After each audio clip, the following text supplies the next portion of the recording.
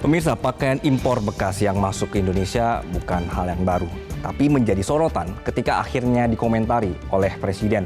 Kami coba ilustrasikan benang kusut permasalahan impor pakaian bekas di Indonesia selengkapnya dalam Metropedia bersama saya Anggi Hasibuan.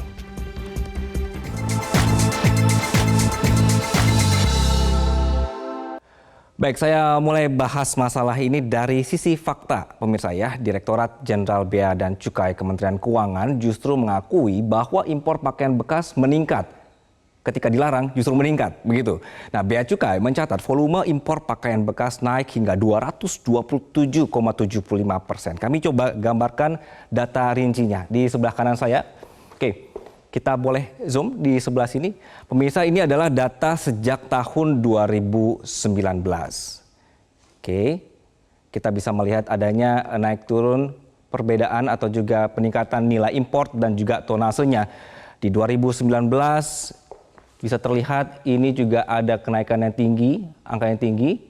Kemudian juga sampai di tahun 2022. Lalu tonasenya juga naik turun hingga akhirnya di tahun 2022 sebesar 26,22 ton.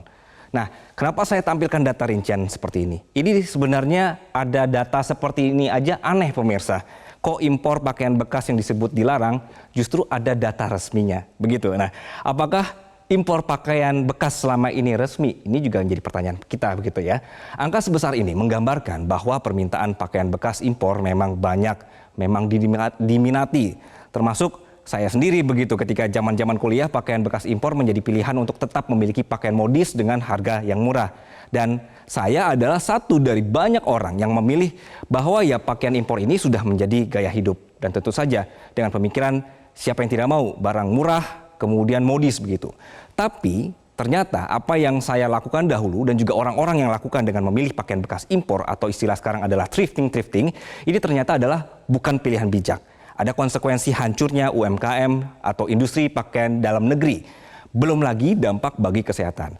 Nah, ternyata impor pakaian bekas itu juga ada larangannya yang akan kami tampilkan di data berikutnya. Baik.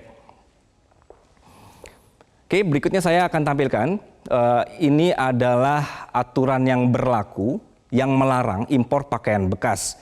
Tujuannya pemirsa adalah untuk melindungi masyarakat dari dampak negatif pakaian bekas terhadap kesehatan dan juga untuk melindungi industri di dalam negeri. Bentuk penindakannya tercatat sampai akhir 2022, Bea Cukai sudah menindak impor pakaian bekas ilegal melalui laut dan darat sebanyak lebih dari 200 kali dengan perkiraan nilai barang sebesar 24,21 miliar rupiah. Namun, tetap saja meski sudah dilarang masih banyak oknum yang bandel dan mengimpor pakaian bekas. Mau itu akhirnya lewat online ataupun diganti kemasannya sehingga repackaging begitu istilahnya ya. Presiden Jokowi pun sampai turun tangan soal pakaian impor bekas ini. Oke, kita akan melihat berikutnya adalah Pak Presiden juga sudah melihat pemirsa bahwa ada modus-modus lain dari pakaian ini. Jadi Presiden Joko Widodo meminta kepada jajarannya untuk menindak bisnis ini. Presiden mengatakan bahwa jangan sampai saya dengar ini ada hanya diganti kulitnya. Dalamnya tetap barang impor, repackaging, dipikir saya nggak tahu. Ini hati-hati, begitu kata Presiden ya. Nah, karena Presiden sudah bertitah untuk memastikan pelaku nakal yang kekeh memasukkan pakaian impor bekas dari Kementerian UMKM, juga sudah meminta e-commerce untuk memblacklist pelaku usaha thrifting. Jadi harus benar-benar yang namanya merek-merek e-commerce yang besar di Indonesia sampai ke TikTok untuk dipegang komitmennya dalam memberantas praktik jual beli pakaian impor bekas. Oke, kita lanjut ke informasi berikutnya, pemirsa. Oke, ini akan ada data di belakang saya.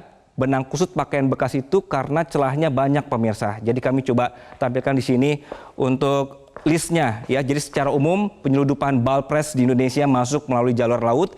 Modus pengangkutannya kapal kayu langsung menuju perairan Indonesia dari kapal yang berasal dari luar negeri menuju kapal yang berasal dari Indonesia alias ship to ship. Nah, modus yang lain digunakan adalah menggunakan barang bawaan penumpang kapal feri dengan memanfaatkan tenaga kerja Indonesia yang akan pulang ke Indonesia begitu dan diminta mereka membawa banyak koper yang berisi pakaian bekas. Nah, modus-modus ini sering ditemui di wilayah pesisir timur Sumatera, misalnya juga di perairan Kalimantan Timur.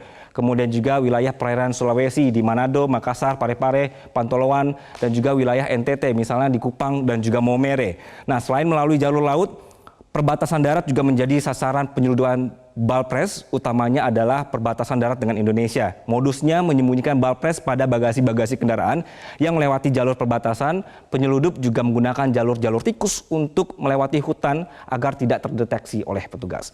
Nah, kemudian soal pakaian impor bekas ini juga menjadi masalah ketika beberapa kepala daerah memberikan izin masuknya pakaian bekas impor dan izin penjualan di wilayahnya.